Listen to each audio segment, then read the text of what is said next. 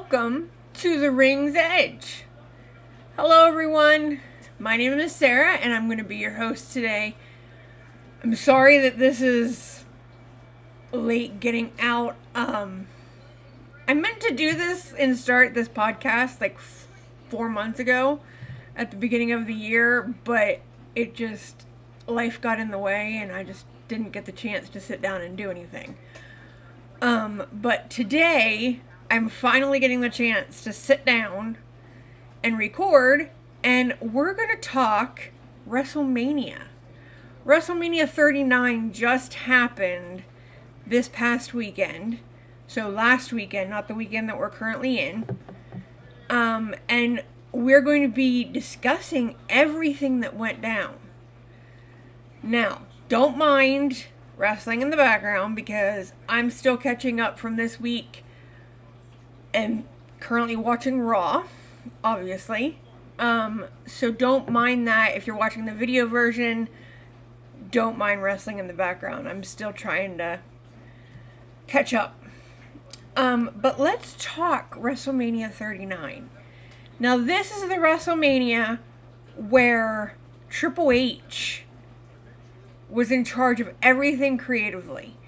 We know back in SummerSlam, before SummerSlam, after SummerSlam, I can't remember exact day, but that Vince retired and Triple H took over as head of creative. Well, he's the one who's been doing everything creatively these last few months. Now, I have gotten back into the product, obviously, since Triple H has taken over. I mean, I liked it before, but I like it more now with Triple H taking over because he knows. He's been in the ring. He's been a wrestler. He knows what's going on. So, seeing his creative side, seeing the storylines play out, seeing how everything is laid out has been intriguing, to say the least.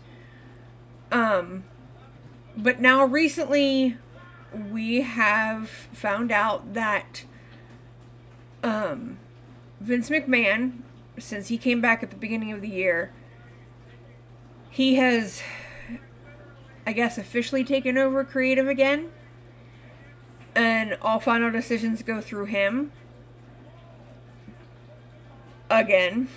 Which, no, I mean, from the reports that I've read online, nobody is happy about.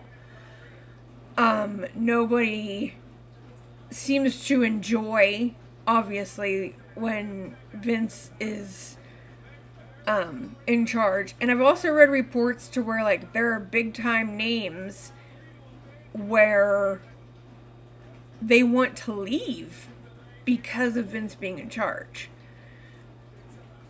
Now, obviously those are rumors, no idea if they're true or not. So, who's to say what could really happen? But some of the names coming out as rumors that possibly want to leave now that Vince is back is Bayley from Damage Control. Drew McIntyre wants to leave. Or that's the rumor, at least. So who knows what's going to happen? And now with the sale of the company, everything is going to be changing differently into, with Endeavor taking over.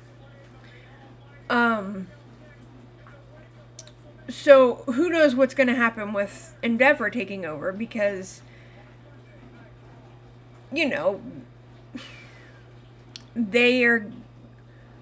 one of the stipulations was they're going to have control of the board. They're going to have 6 people from their representing Endeavor on the board of WWE. So 6-5. So who knows what's going to happen in that aspect wise.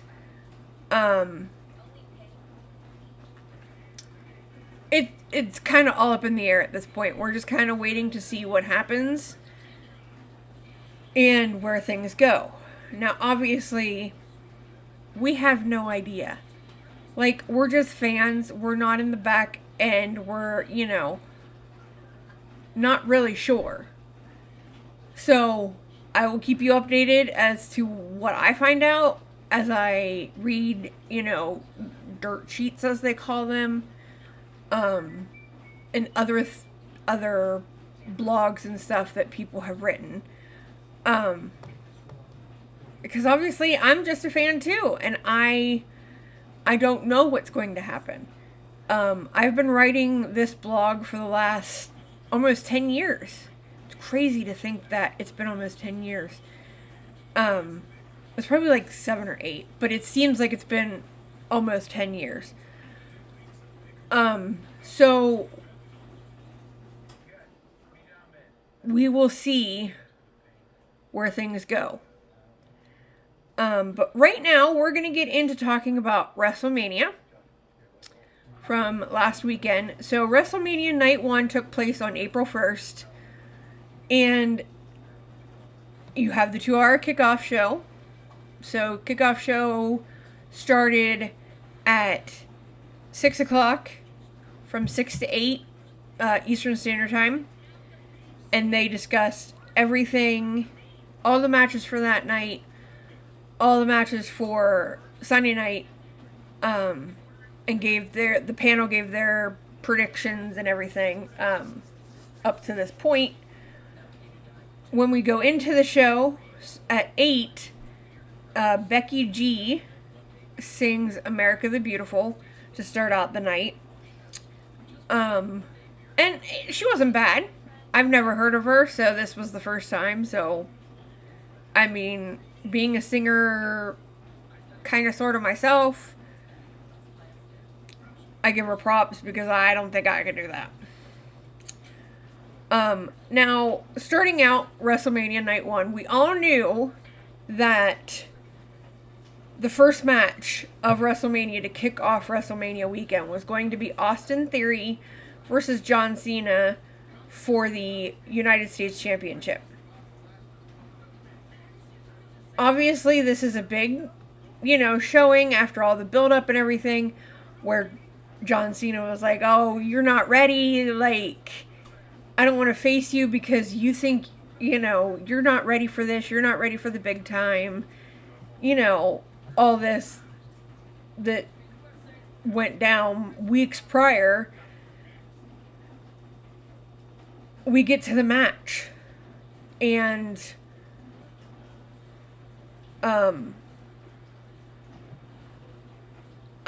honestly, I thought it was a pretty decent match, considering I'm not a big Theory fan, and I mean, obviously, I don't like many heels, but I'm not a big Theory fan, so I'm gonna cheer for John Cena all the way. Well, obviously I'm cheering for John Cena. In the process of this match happening, the referee gets knocked out, or at least knocked down. I don't know if he was out completely, but at least knocked down. And John doesn't realize it. He gets Theory into the STFU, and he is able to tap Theory out. Now, the only problem with that is that there was no ref. So it didn't count. So, Cena doesn't win. They continue the match. The ref comes back in. Theory is able to pick up the windfall and retain his championship. Now, obviously, we know that Cena is a part-timer. So, he's going to want... I'm not saying he's going to want. He is putting over talent now. And he has been putting over talent for a while. So, putting over Austin Theory is not a big, deal. Just because It's what John has been known to do these last few years, now that he's a part-timer and he's in Hollywood full-time. So, yeah, I mean, I wasn't happy with the way that the match ended, but that's just me because I'm a Cena fan. Whereas Theory fans are probably like rejoicing because he retained. To each their own. I would definitely give that match an A. That was like fairly decent showing.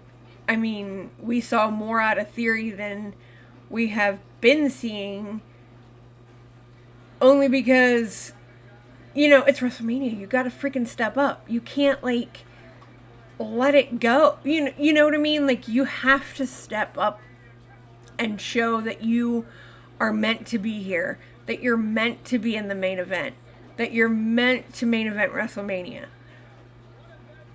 So, you know, you gotta step it up. The second match of the night was a Fatal 4-Way Showcase match. Now, these matches are kind of like, and I'm not trying to bash, you know, Triple H and WWE, but this is what I consider a filler match. You could have had another match, or you could have just scrapped it all together. This was technically just a filler for me. I'm not complaining, because I like some of the teams that were in it, but it was pretty much just a filler match. So this match was the guys' match, was the males. Strowman and Ricochet versus Viking Raiders versus the Street Profits versus Alpha Academy.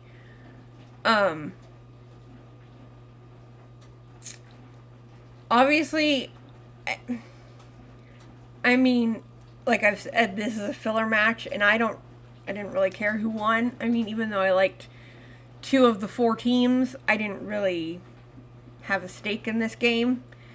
But the Street Profits won that match, and yes, that was one of the teams that I like, and so I'm glad that they won.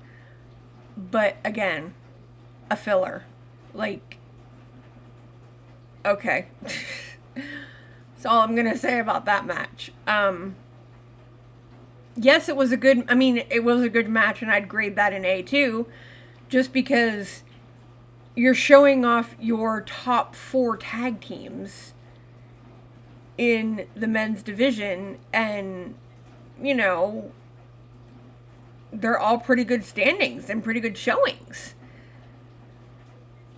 The third match of the night was Seth Rollins versus Logan Paul.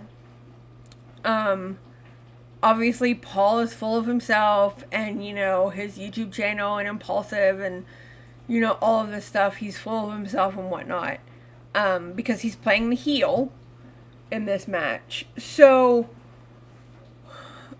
I understand the backstory. And I'm not trying to be rude, but I'm so over these celebrities coming in and, like, trying to take over the product and trying to be wrestlers when I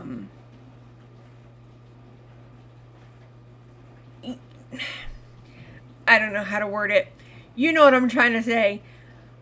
I just personally feel like you should give the spots and the matches to more people. Like, more. I'm not saying, like, give it to, like, the least person on your roster, but at least give it, you know, showcase more of the wrestlers and not your,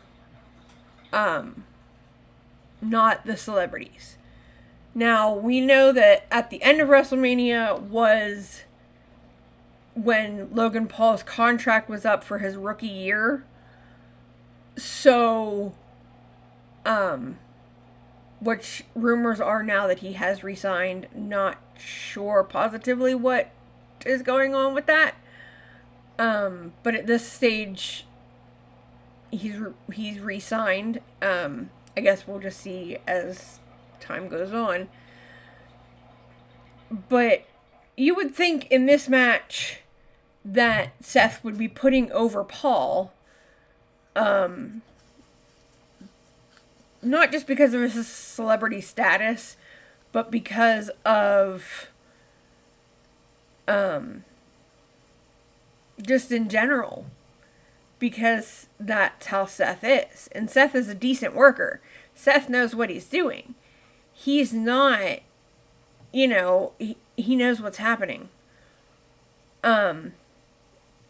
But we see the buildup of this match that, Paul doesn't want to wrestle for free, and he, wants to wrestle on the biggest stage of them all, and, he wants to make the most money out of it. Well, we see Paul come in to the stadium on a zip line that he says that he got for his birthday, because his birthday was on Saturday, the 1st. So he comes in on a zip line, and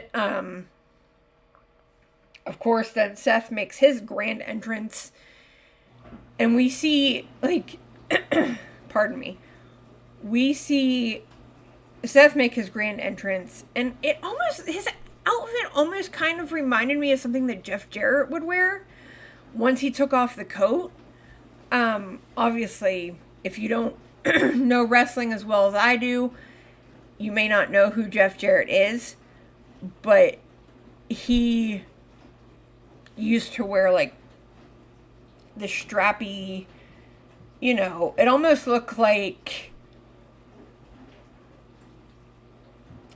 I don't know how to word it. I know what I'm trying to say, but I'm not sure how to convey it without using explicit words, which I don't know if I can do that. So I don't want to test myself. But you get what I'm meaning when I say explicit words. So this match was one of my favorites, just because I'm a Seth Rollins fan. And I think he's always had good showings in his match. He knows how to work. He knows how to take the time. He has put over numerous people, numerous wrestlers. He's put over, and you don't see too much, you don't hear too much from him complaining about it, or, So that's a good thing. But I did not expect Seth Rollins to come out with the win on this one, just because of the celebrity status of Logan Paul. I'm glad Seth won, because I'm a big Seth fan, but it kind of shocked me, but it kind of didn't, in a way, that sort of thing. The fourth match of the night was the 6-woman tag team match. Now, this match was Trish Stratus, Lita, and Becky Lynch, whereas Lita and Becky Lynch are the women's tag team champions, versus Damage Control. This was a pretty decent showing, just considering the fact that Trish Stratus and Lita haven't been in the business. They've wrestled, but they don't wrestle week in and week out like Damage Control and Becky Lynch do. So seeing their showing and barely any ring rust was, I thought it was great. I'm also glad that Trish and Lita and Becky won. I'm a huge Becky fan, so I'm glad that they won.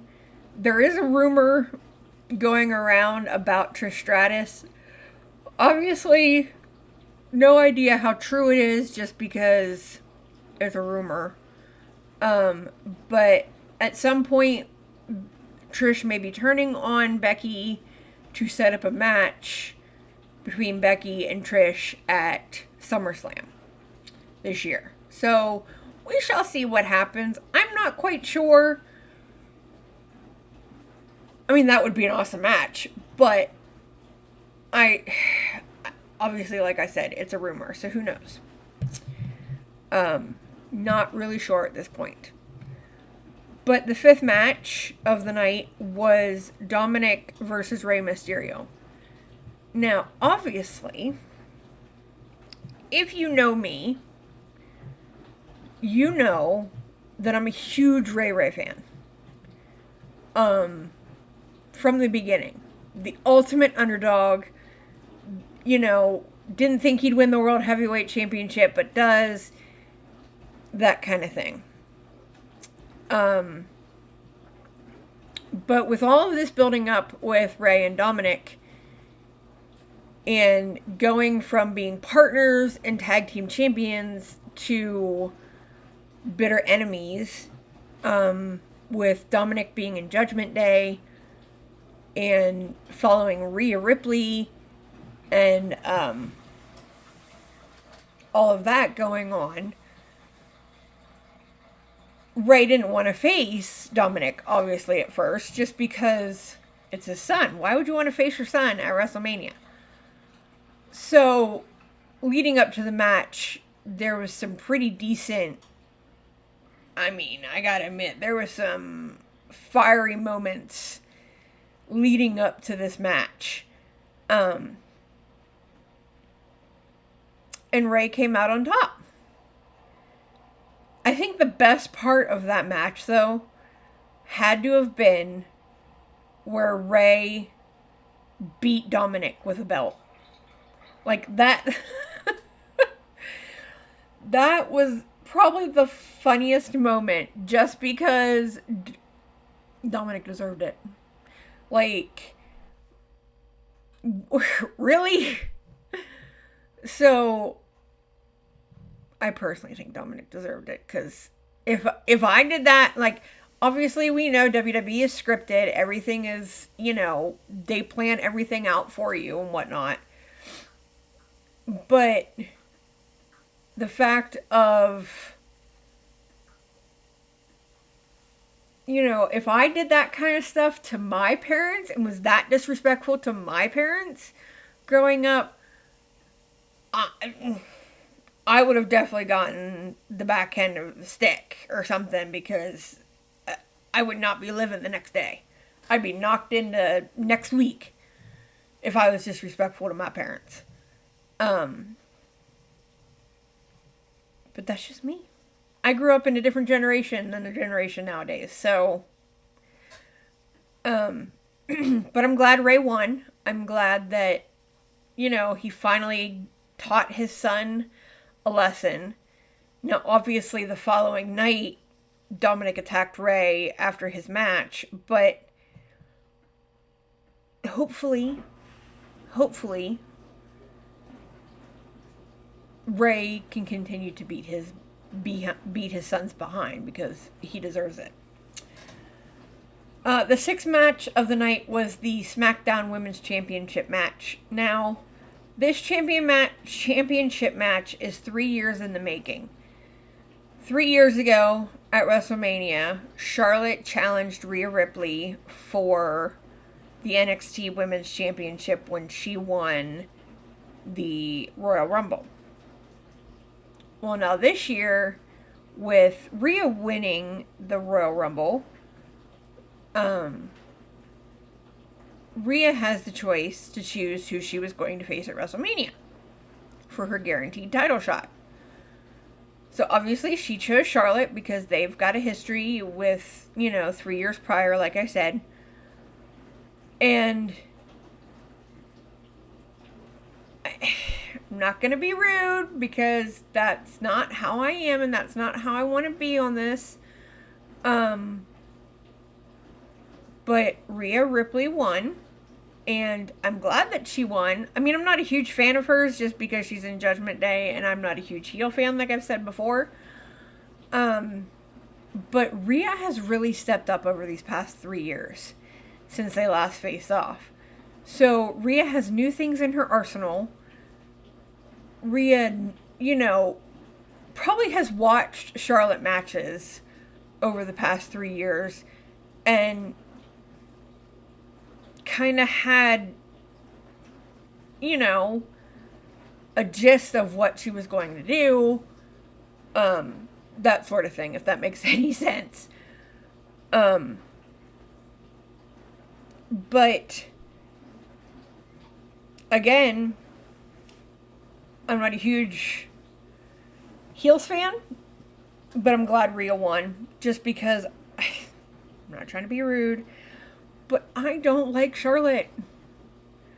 I do not like Charlotte. And I don't like Charlotte because I constantly think that she is being handed championships just because of her last name. My opinion. My personal opinion. You don't have to agree with me. You can disagree with me. But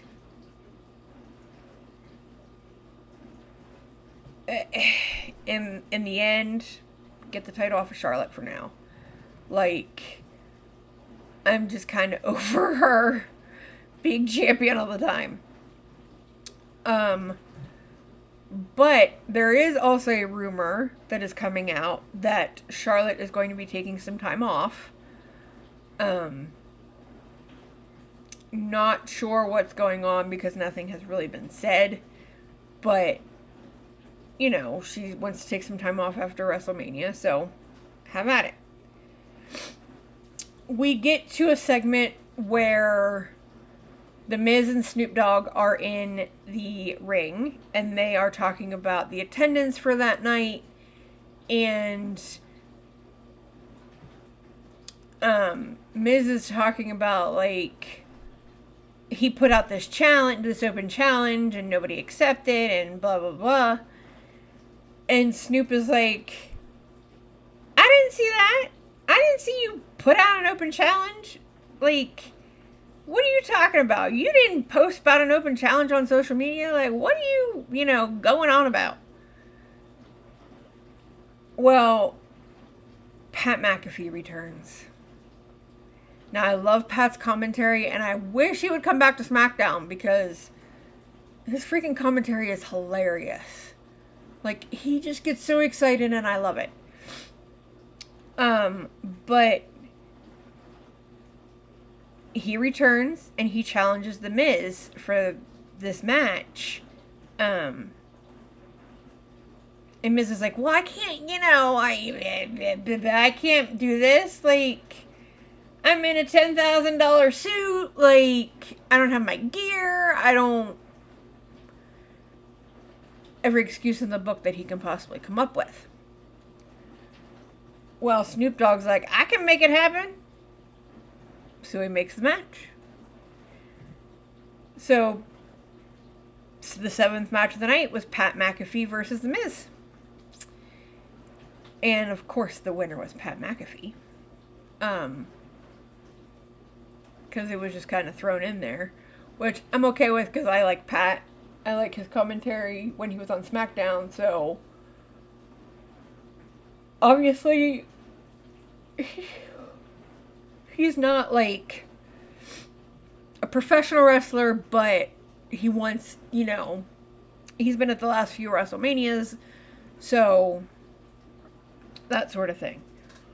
The 8th and final match of that night was for the Undisputed Tag Team Championship. Now, this match is a year in the making. This match is everything to Sami Zayn and Kevin Owens. With all of the problems with the bloodline, all of the problems with Reigns and the Usos and Sikoa, and, just everything going on there. Zayn being in the bloodline for a while, and then he finally turned on them at Royal Rumble this past year. This match is pretty much a year in the making. With a 600-plus day title reign with the Usos, we see the Usos lose. The Usos lost the titles. Now, obviously, that sets up Kevin Owens and Sami Zayn. So, obviously, they're the winners.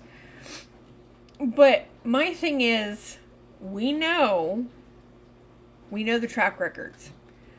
We know how Sami Zayn is. We know how Kevin Owens is. Is Kevin going to turn on Zayn like before? Or are they actually going to stay friends? I mean, they're friends in real life. They're best friends in real life. They were in each other's weddings. But are they going to stay, like wrestling partners, or is one going to turn on the other? Because that's been known to happen. So I guess we're just going to see. We're just going to play it out, and we're going to see.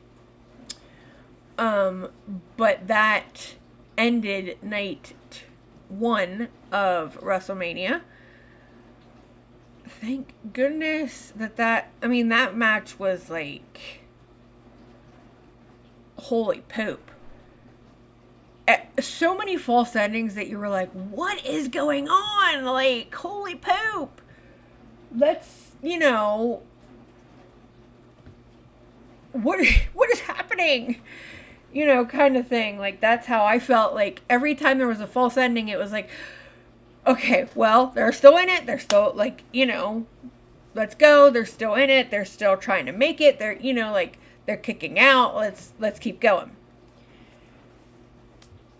Obviously, they beat the Usos.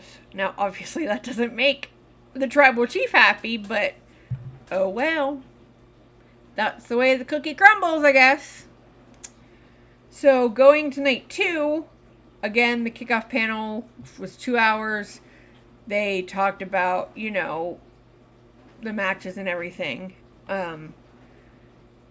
Jimmy Allen performs America the Beautiful to start out the show. Apparently he's like a country singer. I've never heard of him, so I have no idea. But apparently, I didn't think he did too bad. Again, like I said about Becky G, I could never stand up there in front of somebody, like, in front of millions of people and do something like that. So, more power to you. Now, the first match of the night was Omos versus Brock Lesnar. Obviously, this match for me was also a throwaway. Just because I didn't have a stake in the game on either person, because I don't like either superstar. So, but it was pretty much, we all thought, disagree if you want to, but you thought it too. We all thought that Omos was going to win because that's the way that they were building him up, that they, all this stuff to make him the stronger person, to make him, take out Lesnar. What happens?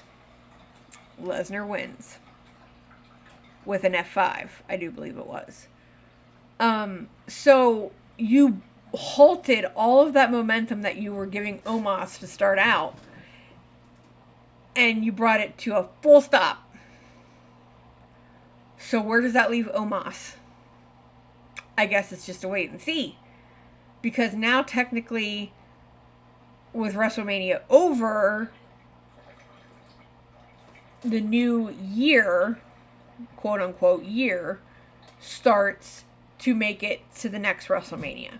To build yourself, to showcase yourself, to make it to the grandest stage of them all. And with next year being WrestleMania 40 in my home state, about, 4.5, 5 hours away from me, in Philadelphia, it's, you pretty much build from WrestleMania to WrestleMania. So so who knows what's going to happen with Omos from here. There's also a rumor that Lesnar may be taking time off again. Not sure what's happening at this point. who knows? It's a whole big nothing burger because we're not really sure what's going to happen. We'll figure it out. The second match was the Fatal 4-Way Showcase match for the women's teams. Now, again, like I said, for the men's teams, this was kind of like a throwaway match for me. This was a filler. Like, please tell me the point of having these matches. Are they going to get a title shot? Are they leading up to that?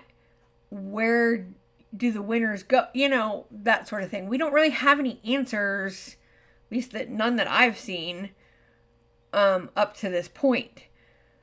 But in this Fatal 4-Way, you have Liv Morgan and Raquel Rodriguez teaming together. You've got Natalya and Shotzi.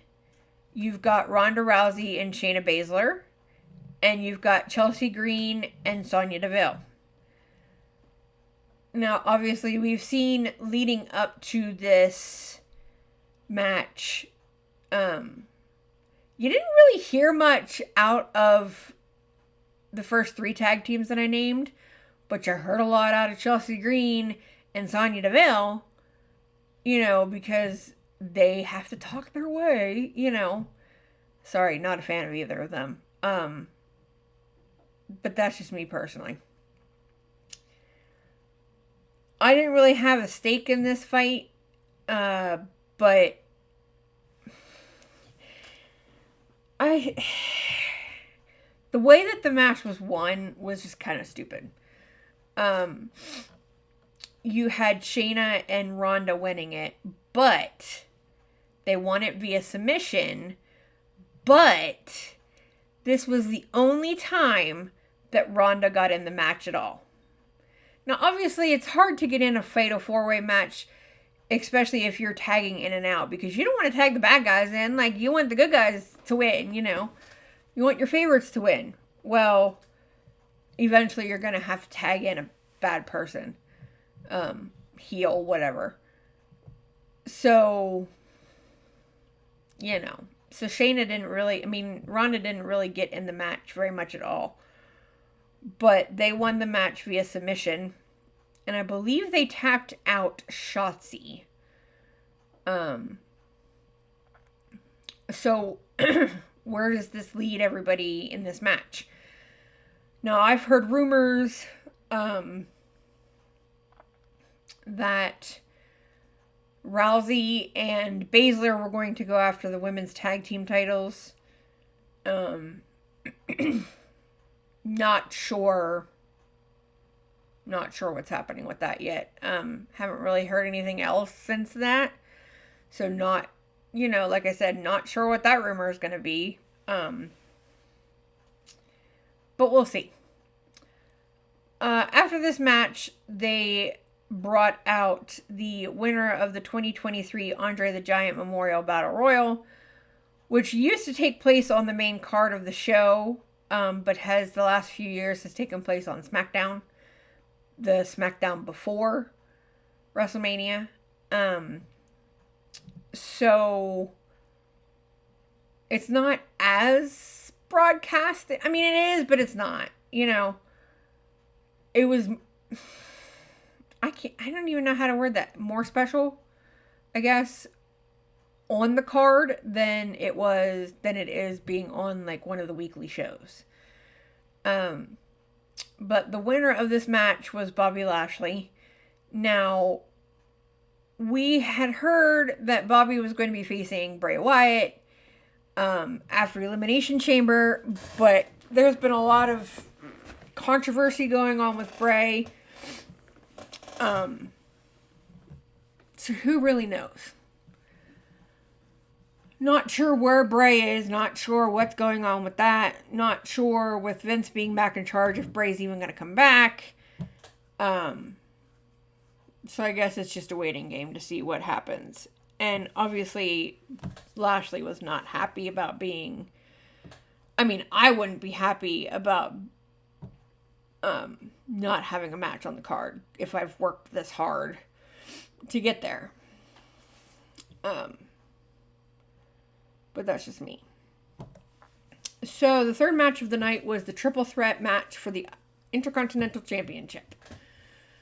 Again, banger. Like, this was a freaking banger match. Gunter, who is the champion, took on Drew McIntyre and Sheamus. Again, banger. That's a freaking 5-star match. Like, Gunther has been putting on 5-star matches for a while now. I'm not a huge fan of his, but I do like him, and I do like his, like, technique and how he is in the ring, and, you know, he knows what he's doing. Like, that's all it is to it. He knows what he's doing, which is hard to find nowadays. But Gunther came out on top. I believe it was a pin to Sheamus.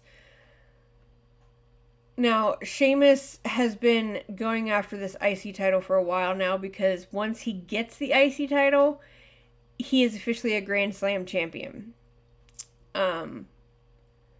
Which means he has held every single title on the main roster except for the IC title.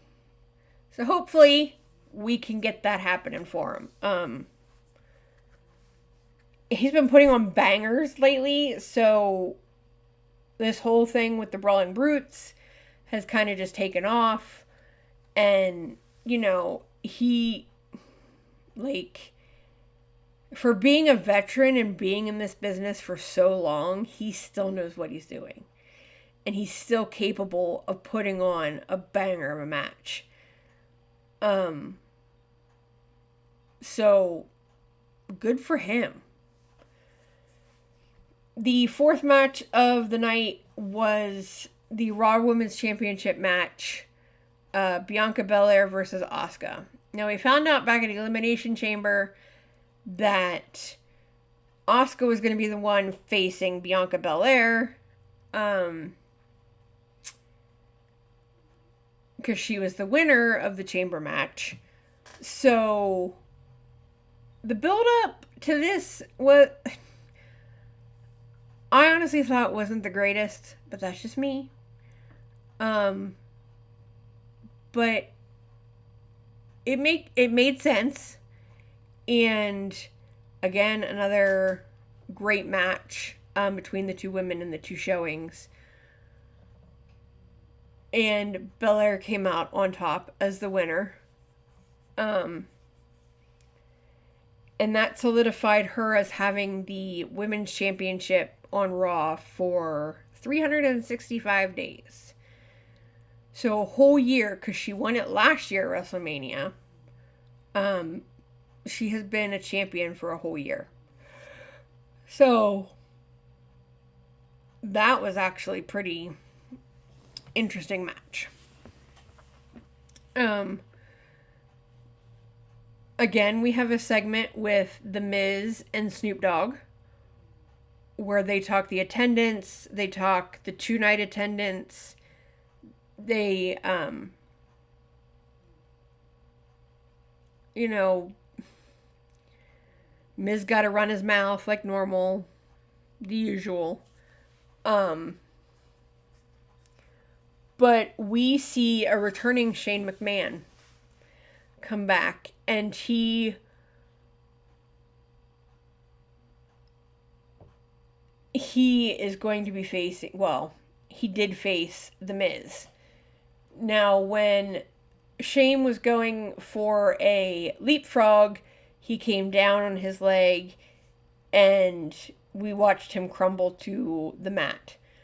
After the match and after the show, we ended up finding out that he tore his ACL. So technically the match, now obviously that wasn't planned, because you don't plan to tear anything, you don't plan to get injured, you know, you don't this, that, and the third. So The Miz and Snoop Dogg had to improvise. And Snoop was like, well, I'll take you out. Like, let's go. So Snoop took out The Miz.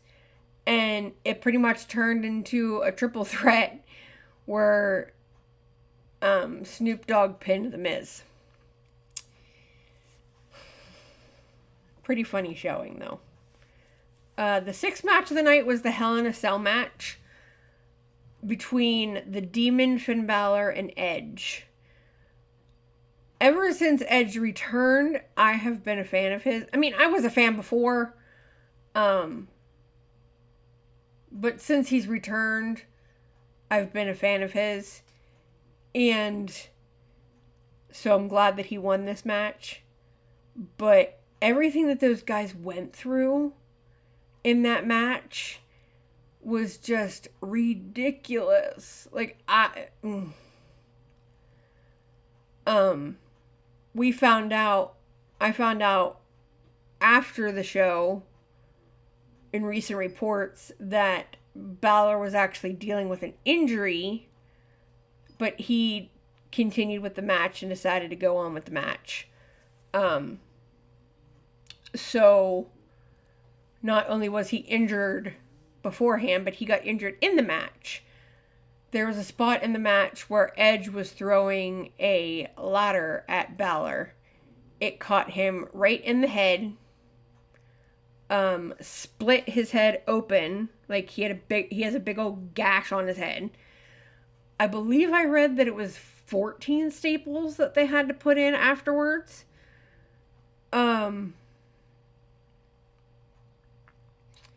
But at ringside, they gave him numbing medication and, got him back in the match, even though they technically could have stopped the match. He chose to continue.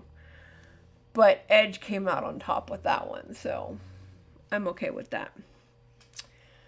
Now, the next segment, they show the Hall of Fame class of 2023. Now, Friday night was a crazy night for wrestling. Like, the Friday before WrestleMania was a crazy night for wrestling, because if you've been keeping up, it was Supercard of Honor, SmackDown, Rampage, and the Hall of Fame all in the same night. So I pretty much had to pick and choose what I was watching. But I eventually watched the Hall of Fame after the fact, because I was watching Supercard of Honor with a buddy of mine. So after the fact. But your class of 2023 was Stacy Keibler, Andy Kaufman, The Great Muta. The Warrior Award went to Tim White, who was a referee. And headlining was Rey Mysterio. So good to see Rey go in. I believe this is the first time that an active competitor has been inducted. Usually you're inducted after you retire, but I think this one was the first of an active wrestler. So something different, let's just turn it on its head. Why not? The seventh and final match of the night was for the undisputed WWE Universal Championship. I don't even know where to begin with this one, guys. Just because I'm not a huge Reigns fan. I'm over him being champion. I'm over this whole bloodline tribal chief crap. And that's what it is to me. It's crap. But in the same sense, I really wanted Cody to win. Now, obviously, if you watched WrestleMania, you know that Reigns retained. And reports that have come out after was that was actually what was supposed to happen. Reigns was supposed to retain, so that way the storyline could continue and the story could, keep going. So, will there be a championship match at Backlash? Will it be at SummerSlam? What's going to happen? It's just a waiting game to see, because there is rumors and talk that Cody will get a rematch. So hopefully, they also want Reigns to pass the 1,000 day mark, and he's only at the last one I remember, he was only at 946. Now, obviously, it's been a couple more days since then, because that was Monday night's count. But they want him to pass the 1,000 day mark. So that's kind of where we are right now.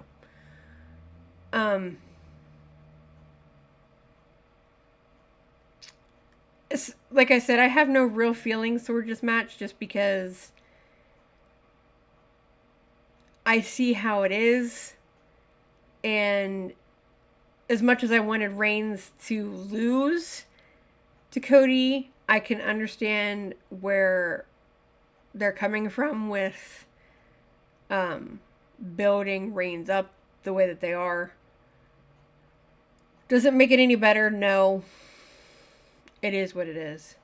But that's just my opinion. Obviously, this was like a banger of a match, too.